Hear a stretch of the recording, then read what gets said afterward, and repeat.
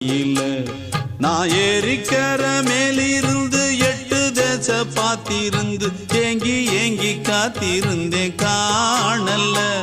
மணி 7 8 ஆன பின்னும் ஊரடங்கி போன பின்னும் சோறு தண்ணி வேணும் இன்னு தோணல.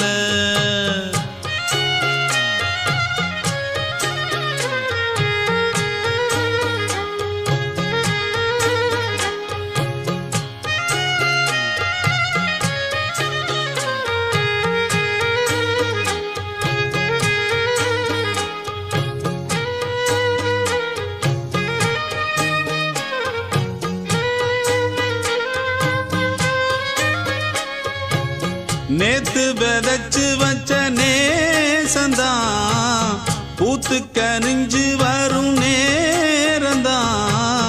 வாராம போகாது வாடாதே